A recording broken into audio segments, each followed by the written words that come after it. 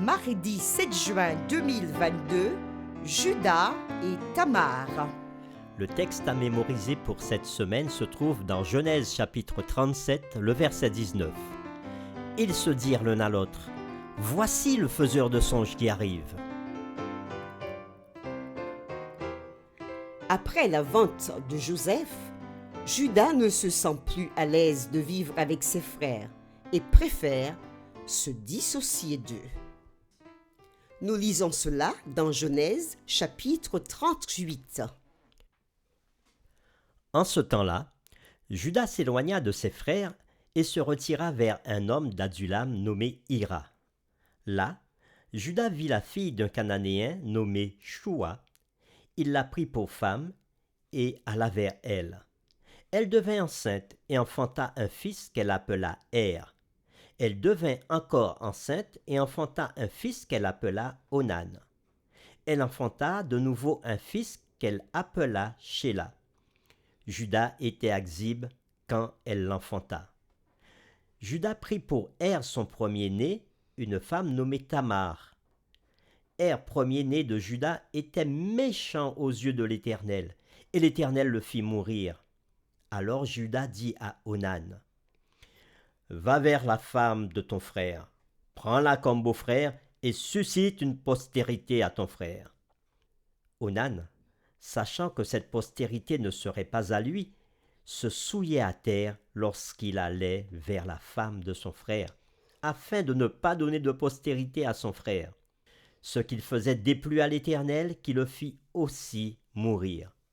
Alors Judas dit à Tamar, sa belle-fille, « Demeure veuve dans la maison de ton père, jusqu'à ce que Shéla mon fils soit grand. » Il parlait ainsi dans la crainte que Shéla ne mourût comme ses frères. Tamar s'en alla, et elle habita dans la maison de son père. Les jours s'écoulèrent, et la fille de Shua, femme de Judas, mourut. Lorsque Judas fut consolé, il monta à Timna, vers ceux qui tondaient ses brebis, lui et son ami Hira, l'Adulamite. On en informa Tamar, et on lui dit, « Voici ton beau-père qui monte à Timna pour tondre ses brebis. » Alors elle ôta ses habits de veuve, elle se couvrit d'un voile et s'enveloppa, et elle s'assit à l'entrée d'Énaïm sur le chemin de Timna, car elle voyait que Shéla était devenu grand et qu'elle ne lui était point donnée pour femme. Judas la vit et la prit pour une prostituée, parce qu'elle avait couvert son visage. Il l'aborda sur le chemin et dit, « Laisse-moi aller vers toi. » Car il ne connut pas que c'était sa belle-fille. Elle dit, « Que me donneras-tu pour venir vers moi? » « Je t'enverrai un chevreau de mon troupeau. »« Me donneras-tu un gage jusqu'à ce que tu l'envoies? » ?»« Quel gage te donnerai-je? » ?»« Ton cachet, ton cordon et le bâton que tu as à la main. » Il les lui donna. Puis il alla vers elle, et elle devint enceinte de lui. Elle se leva et s'en alla, ôta son voile et remit ses habits de veuve. Judas envoya le chevreau par son ami l'Adulamite pour retirer le gage des mains de la femme. Mais il ne la trouva pas. Il interrogea les gens du lieu en disant, « Où est cette prostituée qui se tenait à Énaïm sur le chemin? » Ils répondirent, « Il n'y a point eu ici de prostituée. » Il retourna auprès de Judas et dit, « Je ne l'ai pas trouvée, et même les gens du lieu ont dit, il n'y a point eu ici de prostituée. » Judas dit, « Qu'elle garde ce qu'elle a. Ne nous exposons pas au mépris. Voici, j'ai envoyé ce chevreau, et tu ne l'as pas trouvé. » Environ 3 mois après, on vint dire à Judas, « Tamar, ta belle-fille, s'est prostituée, et même la voilà enceinte à la suite de sa prostitution. » Et Judas dit, « Faites-la sortir et qu'elle soit brûlée. » Comme on la menait dehors, elle fit dire à son beau-père, « C'est de l'homme à qui ces choses appartiennent que je suis enceinte. Reconnais, je te prie, à qui sont ce cachet, ces cordons et ce bâton? Judas les reconnut et dit, elle est moins coupable que moi, puisque je ne l'ai pas donnée à Shéla mon fils. Et il ne la connut plus. Quand elle fut au moment d'accoucher, voici, il y avait 2 jumeaux dans son ventre. Et pendant l'accouchement, il y en eut un qui présenta la main. La sage-femme la prit et y attacha un fil cramoisi en disant, Celui-ci sort le premier. mais il retira la main, et son frère sortit. Alors la sage-femme dit, Quelle brèche tu as faite! et elle lui donna le nom de Péretz. Ensuite sortit son frère qui avait à la main le fil cramoisi, et on lui donna le nom de Zérak. Le désaccord de Judas avec ses frères a commencé bien plus tôt. Lorsqu'au moment où il voulait tuer Joseph, il a utilisé l'argument de la parenté contre ses frères, en disant « car il est notre frère, notre chair ». La conscience de Judas est toujours forte et active, comme en témoigne plus tard son plaidoyer en faveur de Benjamin.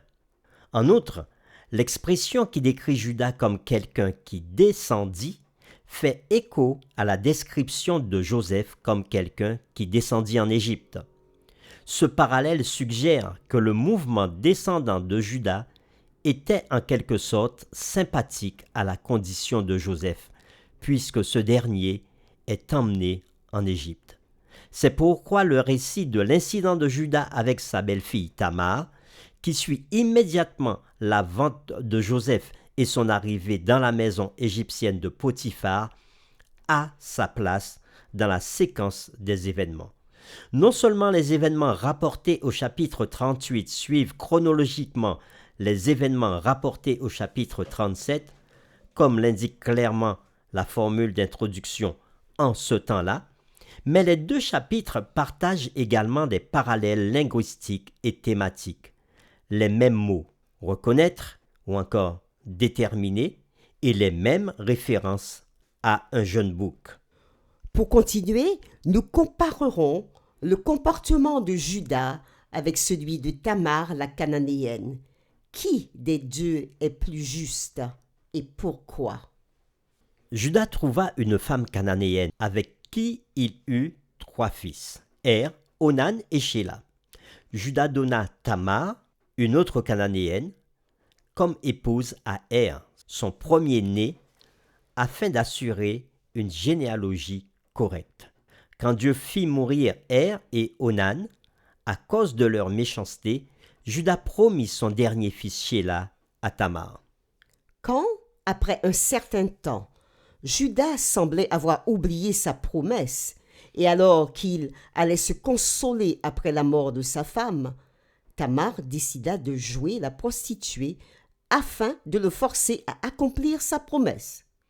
Comme Judas n'avait pas d'argent pour payer la prostituée qu'il ne reconnaissait pas, il promit de lui envoyer plus tard un chevreau de son troupeau.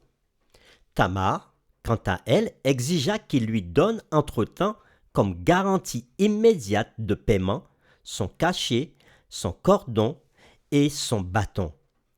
Tamar tombera enceinte de cette rencontre unique. Plus tard, accusée d'être une prostituée, elle montrera à l'accusateur Judas son cachet et son cordon et son bâton. Judas comprit et s'en excusa. De cette histoire sordide est né Péretz, qui signifie percé, qui, comme Jacob, était né en 2e position, et y devint le premier et fut cité dans l'histoire du salut comme étant l'ancêtre de David et finalement de Jésus-Christ. Quant à Tamar, elle était la première des 4 femmes, suivie de Rachel, de Ruth et de la femme d'Uri, qui ont précédé généalogiquement Marie, la mère de Jésus. Les chapitres 37 et 38 véhiculent la même leçon théologique fondamentale. Ils témoignent de la même puissance providentielle qui annule les actes malfaisants de l'homme pour le bien de son peuple. l'acte malfaisant de Judas est transformé en un événement positif conduisant au salut d'Israël. La rencontre sexuelle sordide entre Judas et Tamar ne se terminera pas seulement par la rédemption de Tamar, qui n'a pas d'enfant, mais aussi par la naissance de l'ancêtre de David et par conséquent du Messie d'Israël, le Sauveur du monde. Une leçon que nous pouvons tirer de cette histoire, tout comme Dieu sauva Tamar par sa grâce, en transformant le mal en bien, il sauvera de même son peuple par la croix de Jésus. Et dans le cas de Joseph, il transformera les maux de Joseph en salut de Jacob et de ses fils. Nous vous invitons à faire cette prière avec nous. Seigneur, après avoir vu l'histoire de Judas et Tamar, nous comprenons encore qu'il n'y a rien de nouveau sous le soleil et que nous pouvons poser des actes, croire que personne ne nous voit ni ne le saura, penser qu'on est au-dessus de tout soupçon, penser qu'on peut condamner les autres alors que l'on commet aussi des actes sordides. Ce qui est incompréhensible à nos yeux, c'est que quand nous sommes tombés au plus bas, tu nous appelles à sortir de cet état en nous interpellant dans nos consciences et par l'intermédiaire des autres personnes. Et tu nous dis dans ta parole, dans 1 Jean chapitre 1, le verset 9, « Si nous confessons nos péchés, que tu es fidèle et juste pour nous pardonner et pour nous purifier de toute iniquité. » Alors pardonne-nous, Seigneur, pour nos fautes, pour nos péchés. Tu désires réaliser tes plans dans nos vies. Merci pour ta patience envers nous. Et donne-nous de rentrer dans les plans que tu as prévus pour nous. Nous te le demandons au nom de Jésus. Amen.